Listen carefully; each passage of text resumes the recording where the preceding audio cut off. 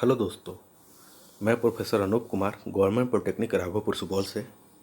अभी तक हमने पिछले क्लास में SCR सिलिकॉन कंट्रोल रेक्टिफायर के थ्योरेटिकल पोर्शन देख लिए थे कि उसका ब्लॉक डायग्राम कैसा होता है, पिन डायग्राम कैसा होता है ना, सिंबल कैसा होता है। ठीक है, तो ये हम लोग देख चुके थे कि सिंबल कैसा होता है।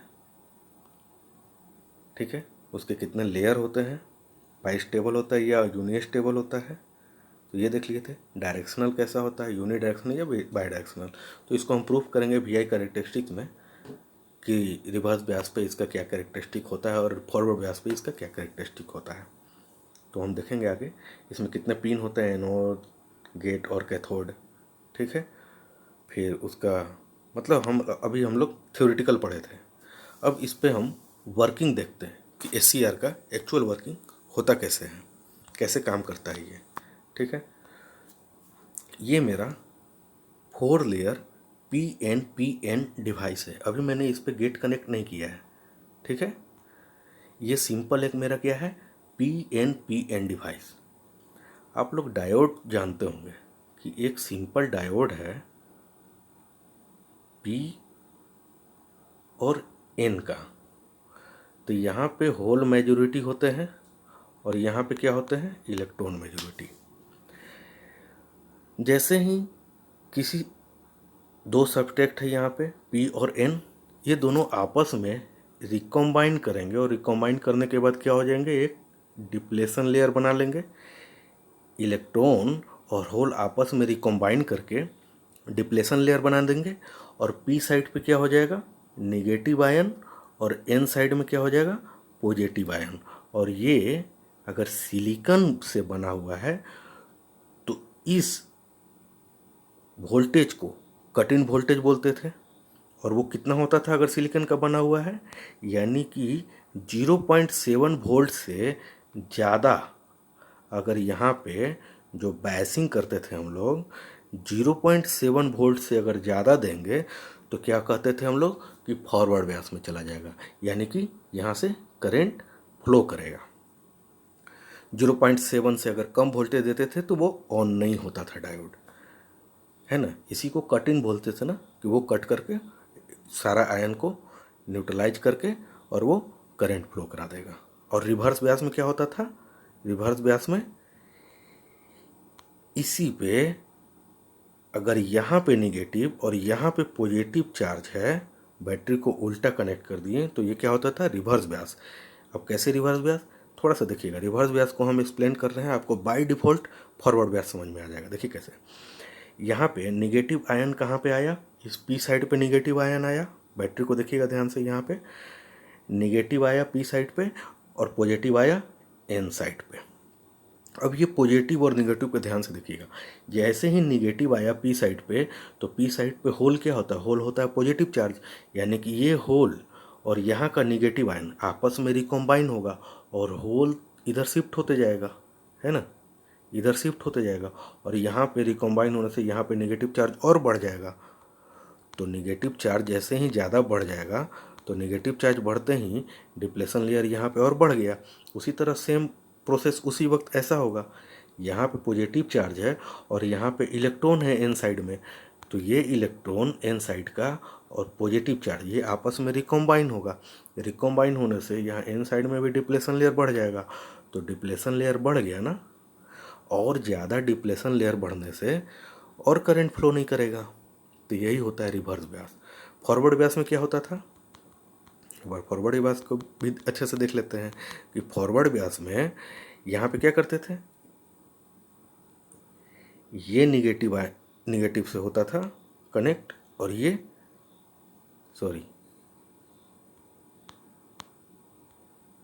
ये निगेटिव से कनेक्ट होता था और P साइड होता था पॉजिटिव से कनेक्ट। अब देखिएगा, पॉजिटिव और P साइड में क्या है, होल, होल भी पॉजिटिव और बैटरी से भी पॉजिटिव कनेक्ट हुआ है, तो ये आपस में रिपेल करेगा। रिपेल करेगा तो होल इधर जाना चाहेगा, ठीक है। और यहाँ पे N साइड में क्या है, निगेटिव, और इलेक्ट्रॉन भी क्या है मेरा, निगेटिव, ये भी रिपेल करेगा, इलेक्ट्रॉन भी इधर आना चाहेगा। और दोनों फोर्सफुली क्या होता है, डिप्लेशन लेयर को मूव करा देता है। अगर यहाँ पे 0.7 वोल्ट से ज़्यादा है तो न्यूट्रलाइज कर देगा डिप्लेशन लेयर पे जो आयन हैं, उसको न्यूट्रलाइज करके और करंट, फॉरवर्ड करंट फ्लो हो जाएगा। तो ये एज ए स्विच की तरह काम करता है और इसको रेक्टिफिकेशन के लिए भी हम लोग यूज करते हैं डायोड को। अब यहाँ पे हम क्यों यहाँ पे डायोड का कॉन्सेप्ट बताएं, क्योंकि ये जो पी एन डिवाइस है इसमें फॉरवर्ड ब्यास और रिवर्स ब्यास का कॉन्सेप्ट है। ठीक है, तो अब देखते हैं। जैसे ये पी एन डिवाइस है, इसमें अभी कोई बैसिंग हम नहीं दिए हैं, इसको हटा दीजिए। जैसे ही यहाँ पे है तो यहाँ पे पी साइड और एन साइड ये सब अपना अपना एक डिप्लेशन लेयर बना देगा, क्रिएट कर लिया डिप्लेशन लेयर। ठीक है, उसके बाद जैसे ही यहाँ पे हम बायसिंग देंगे, ये वेरिएबल वोल्टेज है, जैसे ही यहाँ पे बायसिंग देंगे तो यहाँ पे क्या है, पॉजिटिव चार्ज और यहाँ पे नेगेटिव चार्ज। ये पॉजिटिव चार्ज इस डिप्लेशन लेयर को देखिएगा, इस एन साइड के लिए क्या है, नेगेटिव, और इस पी साइड के लिए क्या है, पॉजिटिव। तो ये हो गया मेरा फॉरवर्ड ब्यास में, है ना। पी साइड पे अगर पॉजिटिव है और एन साइड तरफ से नेगेटिव तो फॉरवर्ड ब्यास। उसी तरह इसको देखिएगा, इस डिप्लेशन लेयर को एन साइड पे नेगेटिव और पी साइड पे पॉजिटिव, तो ये भी डिप्लेशन लेयर हट जाएगा और क्या बन जाएगा मेरा, फॉरवर्ड ब्यास। लेकिन इसको देखिएगा, पी साइड पे यहाँ पे पॉजिटिव दे रहे हैं, यानी कि एन साइड के लिए पॉजिटिव और पी साइड के लिए निगेटिव, तो ये क्या हो जाएगा, रिवर्स ब्यास। ये और डिप्लेशन लेयर इसका बढ़ गया पहले से, है ना, तो ये रिवर्स ब्यास में चला गया। अब हमें जैसे ही यहाँ पे बायसिंग को और ज़्यादा बढ़ाया, मैंने पहले 0.7 वोल्ट से ज़्यादा किए तो ये दोनों तो फॉरवर्ड ब्यास में चला गया। अब यहाँ पे मैंने वोल्टेज को और ज़्यादा इंक्रीज किया तो ये तो फॉरवर्ड ब्यास में ही रहेगा अभी भी, ये भी अभी भी फॉरवर्ड ब्यास में रहेगा, लेकिन ये अभी भी रिवर्स ब्यास में है। और वोल्टेज बढ़ाया मैंने, अभी भी ये रिवर्स ब्यास में। एक समय ऐसा आएगा कि वोल्टेज बढ़ाते बढ़ाते इस रिवर्स ब्यास का डिप्लेशन लेयर फोर्सफुली न्यूट्रलाइज हो जाएगा और यहाँ से एक मेजॉरिटी कैरियर करंट फ्लो करने लगेगा, जिसको क्या कहेंगे हम, एनोड करंट, है ना, एनोड के थ्रू फ्लो कर रहा है। तो एक फोर्सफुली ये पूरे आयन न्यूट्रलाइज हो जाएंगे और एक फोर्सफुली करंट फ्लो होगा जिसे हम एनोड कहेंगे। तो ये एक तरीका है डिवाइस को, इस एससीआर को ऑन करने के लिए, और इसमें दो ही टर्मिनल का यूज हुआ, एनोड एंड कैथोड। ठीक है, लेकिन क्या ये डिवाइस बेस्ट रहेगा? इतना ज़्यादा वोल्टेज का रिक्वायरमेंट हो गया इसे, तो फिर ये इलेक्ट्रॉनिक डिवाइस रहा कहाँ? इलेक्ट्रॉनिक डिवाइस बहुत माइन्यूट वोल्टेज पे काम करते हैं, है ना, बहुत कम वोल्ट, मैक्सिमम 5 से 10 वोल्ट बहुत हो गया, है ना। तो ये इलेक्ट्रॉनिक डिवाइस रहे नहीं, तो अब इसके लिए क्या करेंगे? लेकिन ये भी एक ऑन करने का तरीका है, इस डिवाइस को फोर्सफुली ऑन करने का तरीका है। सेकंड क्या करेंगे, एक गेट टर्मिनल लगाएंगे यहाँ से इस रिवर्स ब्यास को हटाने के लिए। जैसे ही गेट टर्मिनल पे हम पोटेंशियल अप्लाई करेंगे, ये पॉजिटिव और यहाँ पे निगेटिव, और ये कौन सा वोल्टेज है, VG वोल्ट। अब एक गेट पोटेंशियल यहाँ पे अप्लाई करते हैं, कौन से टर्मिनल पे, इस P टर्मिनल पे, है ना।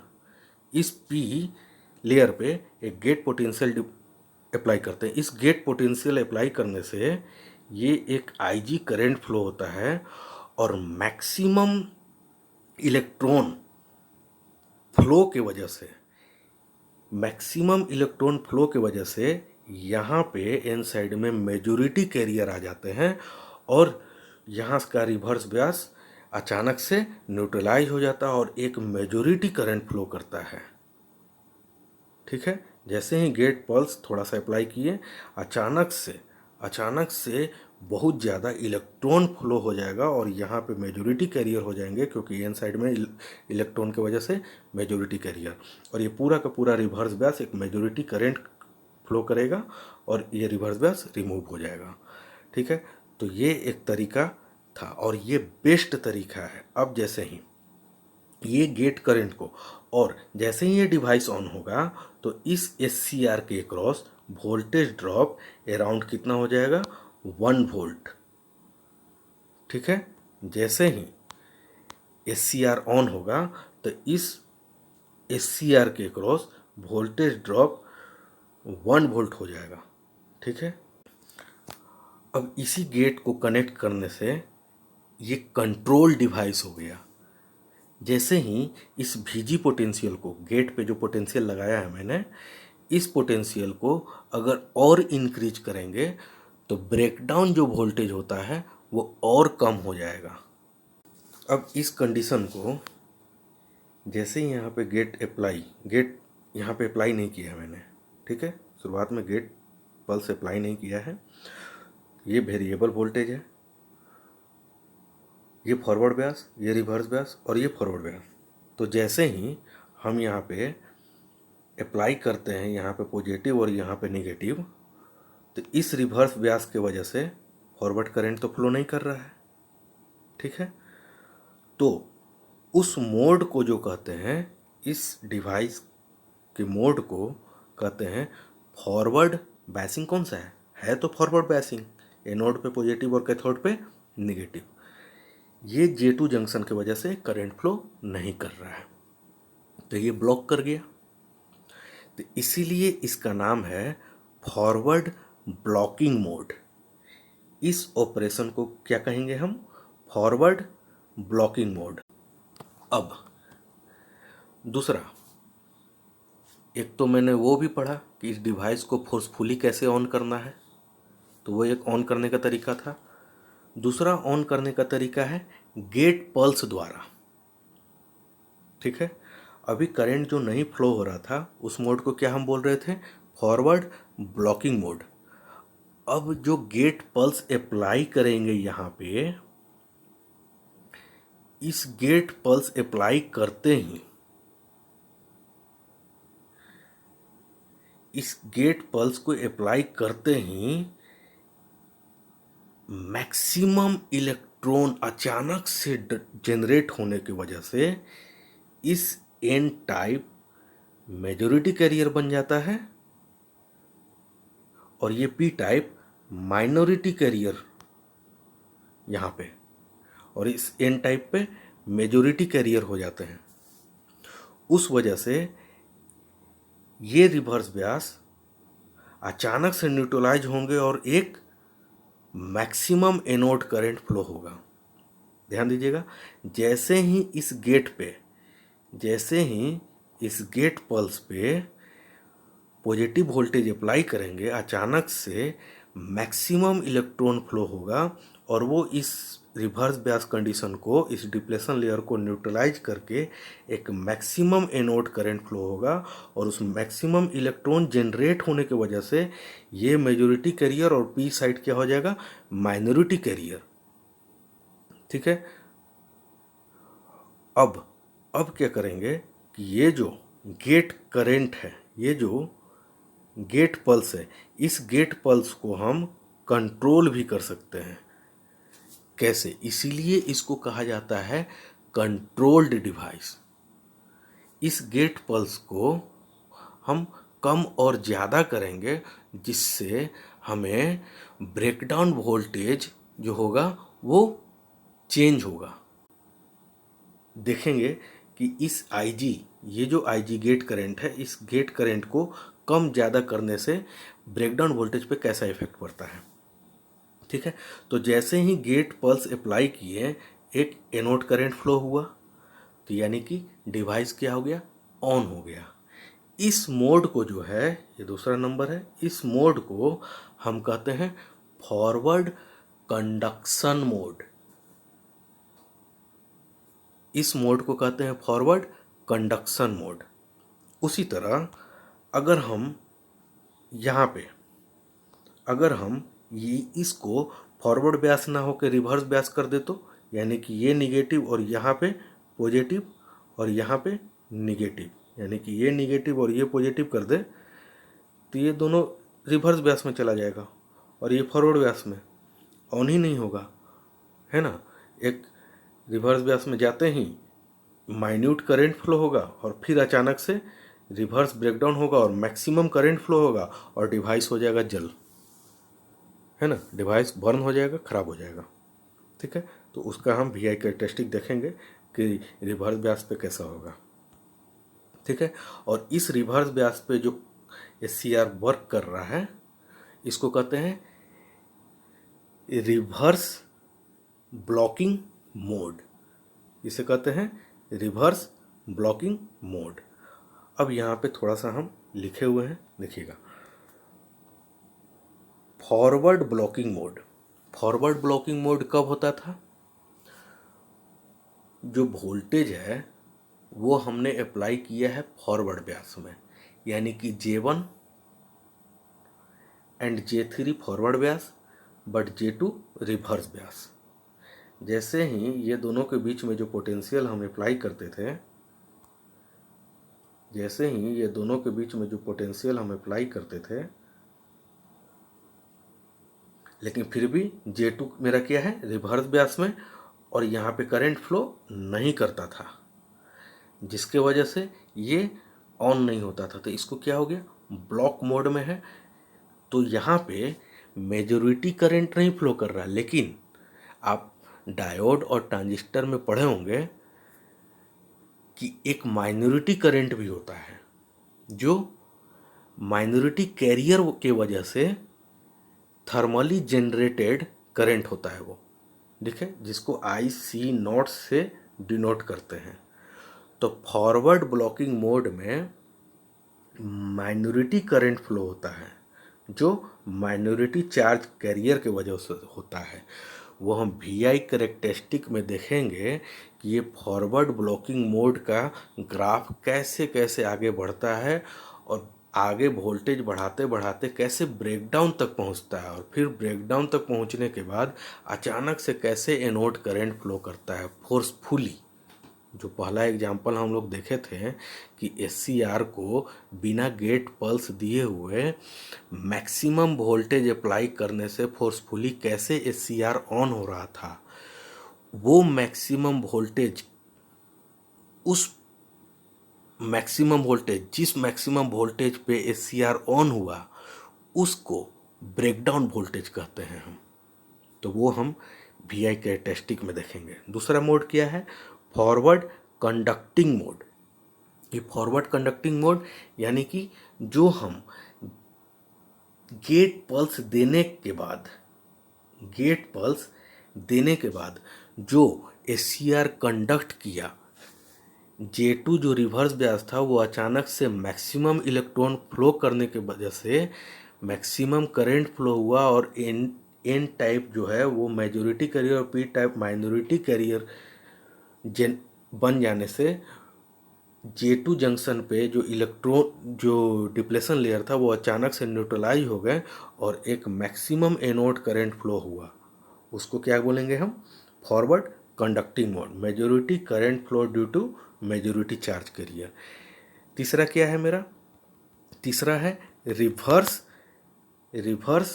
Blocking mode. Reverse blocking mode यानी कि ये जो पोटेंशियल है, ये पोटेंशियल अगर रिवर्स ब्यास में यानी कि एनोड पे निगेटिव और कैथोड पे पॉजिटिव, तो उस वक्त डिवाइस ही मेरा रिवर्स ब्यास में हो जाएगा। ये J1 जो है वो रिवर्स ब्यास, J3 भी रिवर्स ब्यास और J2 मेरा फॉरवर्ड ब्यास, और डिवाइस ऑन नहीं होगा और ब्रेकडाउन वोल्टेज बहुत ज़्यादा निगेटिव पोटेंशियल हमें देना पड़ेगा। देते जाएंगे, अचानक से एक रिवर्स ब्रेकडाउन होगा और वहाँ पे मैक्सिमम करंट फ्लो होगा, बहुत ज़्यादा करंट फ्लो होगा और उसके बाद डिवाइस जल सकता है। ठीक है, तो ये 3 मोड पढ़ लिए, ये 3 बेसिक मोड है। अगर आपसे क्वेश्चन में पूछेगा कि वर्किंग फंक्शन क्या होता है, तो स्टार्टिंग में आपको ये तीनों मोड को डिफाइन करना है, forward blocking mode, reverse blocking mode और फॉरवर्ड कंडक्शन मोड। ये तीनों मोड को, और तीनों मोड का आप डायग्राम भी बना सकते हैं। जैसे ये स्टार्टिंग में PN ये फॉरवर्ड ब्यास से कनेक्ट किए, लेकिन इसका पोटेंशियल उतना भी ज़्यादा नहीं है जो इस J2 जंक्शन को फॉरवर्ड ब्यास कर सके फोर्सफुली, इतना इसका पोटेंशियल नहीं है। तो ये कैसा हो जाएगा, फॉरवर्ड ब्लॉकिंग मोड। लेकिन जैसे ही यहाँ पे गेट पल्स अप्लाई करते हैं तो SCR कंडक्ट कर जाएगा, उस मोड को क्या कहेंगे, फॉरवर्ड कंडक्टिंग मोड। वो on off as a switch काम करना स्टार्ट कर देगा। रिवर्स ब्लॉकिंग मोड क्या हो जाएगा, इस साइड निगेटिव और इस साइड पॉजिटिव, यानी कि बैटरी को पलट दीजिए, यहाँ पे निगेटिव चार्ज और यहाँ पे पॉजिटिव चार्ज, यहाँ पे पॉजिटिव चार्ज और यहाँ पे निगेटिव चार्ज। ये मेरा कैथोड है और ये है मेरा एनोड। तो एनोड पे निगेटिव और कैथोड पे पॉजिटिव देंगे तो क्या हो जाएगा, रिवर्स ब्यास, और वो मेरा हो जाएगा रिवर्स ब्लॉकिंग मोड। तो वो डिवाइस भी ऑफ हो जाएगा।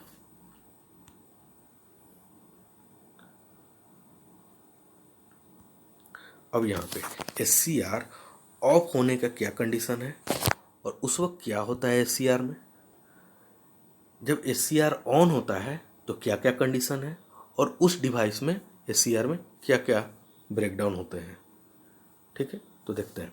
SCR जब ऑफ है तो J1 and J3 forward Beas और J2 क्या होता था, रिवर्स ब्यास में, और इंटरनल रेजिस्टेंस बहुत ज़्यादा जनरेट हो जाता था, अप्रोक्स 1 मेगाहर्ट्ज।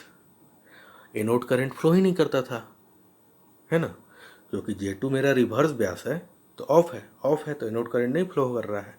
जब एनोड करंट ही फ्लो नहीं कर रहा है तो लोड के अक्रॉस क्या करंट ही नहीं फ्लो कर रहा है तो लोड के अक्रॉस पोटेंशियल होगा ही नहीं, तो लोड वोल्टेज भी जीरो। जब लोड वोल्टेज जीरो है, एनोड करंट जीरो है, तो क्या पावर डिलीवर होगा लोड पे, नहीं होगा, पावर जीरो। तो वोल्टेज ड्रॉप अक्रॉस SCR कितना हो जाएगा, जो हम अप्लाई किए हैं वोल्टेज एनोड टू कैथोड जो सप्लाई दे रहे हैं वही हो जाएगा मेरा, है ना। एनोड टू कैथोड जो पोटेंशियल अप्लाई कर रहे हैं वही हो जाएगा। वो मैंने क्या अप्लाई किया है, VAA, है ना। जो anode to cathode potential apply किए हैं वो पूरा का पूरा वोल्टेज ड्रॉप हो जाएगा। अभी भी SCR मेरा ऑफ है। इंटरनल पावर कंजम्पशन जो होगा वो जीरो, कोई इंटरनल पावर कंजम्पशन नहीं होगा, ऑन ही नहीं हुआ है मेरा डिवाइस। ठीक है, now function of the gate is trigger the SCR by sending a proper gate current so that SCR is fired। अब देखिएगा, SCR में जैसे ही गेट पल्स देते हैं तो J2 जंक्शन जो है वो रिवर्स ब्यास से कैसे हो जाता है, फॉरवर्ड ब्यास पे, और एक गेट करंट फ्लो होता है ना। और जैसे ही गेट करंट फ्लो होता है तो जैसे ही हम गेट पल्स देते हैं SCR में तो J2 जंक्शन रिवर्स ब्यास से फॉरवर्ड ब्यास में हो जाता है। वहाँ का डिप्लेशन लेयर पूरा का पूरा आयन न्यूट्रलाइज हो जाता है और डिप्लेशन लेयर रिमूव हो जाता है और मैक्सिमम एनोड करंट फ्लो हो जाता है ना।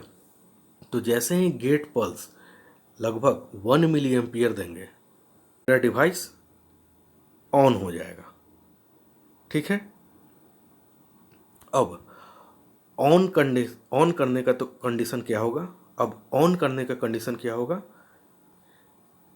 ऑन के लिए क्या होता है, जैसे ही डिवाइस ऑन किए, जैसे ही गेट पल्स दिए तो गेट पल्स देते ही J2 जंक्शन जो है वो कैसा हो जाता है, फॉरवर्ड ब्यास, यानी कि तीनों का तीनों जंक्शन मेरा क्या हो गया, फॉरवर्ड ब्यास में हो गया।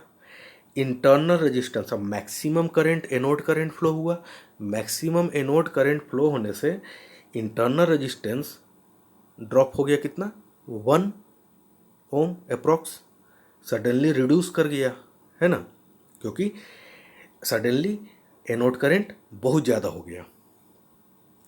लोड पे कितना करंट, कितना पोटेंशियल पहुंचा जो सप्लाई दिया मैंने, voltage drop across SCR suddenly कितना रिड्यूस हो गया, 1 वोल्ट, अप्रॉक्स 1 वोल्ट। SCR के क्रॉस जो ड्रॉप हो गया वो अप्रॉक्स कितना हो गया, 1 वोल्ट। जैसे ही SCR ऑन होगा, power deliver to the load वो कितना हो जाएगा, एक्सट्रीमली बहुत ज़्यादा पावर डिलीवर होगा, क्योंकि एनोड करंट बहुत ज़्यादा फ्लो हुआ और जो सप्लाई दिए वो अप्रॉक्स लोड के क्रॉस मिल गया उसे। इंटरनल पावर कंजम्पशन बहुत लो होगा, लगभग 1 वाट से कम होता है पावर डिसिपेशन। ठीक है, thank you so much. Next class में हम देखेंगे ये तीनों मोड का यूज करके, forward blocking mode, forward conducting mode और रिवर्स ब्लॉकिंग मोड, ये तीनों मोड का यूज करेंगे और इस VI कैरेक्टरिस्टिक्स को समझेंगे कि ये VI कैरेक्टरिस्टिक्स कैसे जनरेट हुआ है, गेट करंट का इसमें क्या यूज है, किस तरह ये कंट्रोल डिवाइस बना, ये VI कैरेक्टरिस्टिक में आपको अच्छे से दिखेगा। तो हम नेक्स्ट क्लास में VI कैरेक्टरिस्टिक को देखेंगे। तो अभी तक हम लोग इसके वर्किंग को देखे थे कि SCR, पहले तो शुरुआत में SCR का थ्योरेटिकल पोर्शन देखे थे, 4 लेयर डिवाइस है। अगर आपको कन्वेंशनल में लिखने के लिए आ जाए कि what is SCR and how it is work and what is its VI characteristics, तो सिंपल आप उसके थ्योरेटिकल पोर्शन को लिखिएगा। 4 layer device, 3 terminal, anode, cathode, gate, and it is working for 2 transistor analogy, उसका आप डायग्राम बनाइएगा। Simple इसका bistable device है, यूनि डायरेक्शनल है। ठीक है, फिर इसके वर्किंग को दिखाइएगा कि ये 3 मोड पे वर्क करता है। एक तो फॉरवर्ड ब्लॉकिंग मोड जो करंट फ्लो नहीं करता है, एक माइनॉरिटी करंट फ्लो करता है जो थर्मल जेनरेटेड करंट होता है। फिर एक होता है फॉरवर्ड कंडक्टिंग मोड जो SCR पे गेट पल्स देते हैं तो एक एनोड करंट फ्लो होता है, तो वो हम फॉरवर्ड कंडक्टिंग मोड लिखेंगे, उसका डायग्राम बना देंगे प्रॉपर, PN डिवाइस पे बैसिंग देंगे, उसके बाद गेट पल्स देंगे और डायोड को और डिवाइस को दिखाएंगे कि ये करंट फ्लो हो रहा है। तो एक तो वो हो गया। तीसरा है रिवर्स ब्लॉकिंग मोड, तो जो बायसिंग हम देते थे वो सीधा रिवर्स ब्यास कर देंगे, तो मेरा J1 और J3 जंक्शन जो है रिवर्स ब्यास हो जाएगा और J2 फॉरवर्ड ब्यास, तो डायोड ऑन नहीं होगा। लेकिन एक समय ऐसा आएगा कि रिवर्स ब्यास पे पोटेंशियल बढ़ाते जाएंगे, नेगेटिव में बढ़ाते जाएंगे, एक समय ऐसा आएगा कि अचानक से मैक्सिमम करंट फ्लो होगा और वो डिवाइस जल सकता है, बहुत जलने का पॉसिबिलिटी 100% है। ठीक है, तो उस वक्त इस पोटेंशियल को कहते हैं रिवर्स ब्रेकडाउन वोल्टेज, और ये पोटेंशियल जो होता है वो होता है फॉरवर्ड ब्रेकडाउन वोल्टेज। तो ये हम देखेंगे क्या होता है। ठीक है, तो नेक्स्ट क्लास में हम VI कैरेक्टरिस्टिक्स को समझेंगे। तो ये 3 चीज़ आप रिवाइज कर लीजिएगा, फॉरवर्ड ब्लॉकिंग, फॉरवर्ड कंडक्शन और रिवर्स ब्लॉकिंग, तो VI कैरेक्टरिस्टिक्स समझने में आसान होगा। ठीक है, थैंक यू सो मच।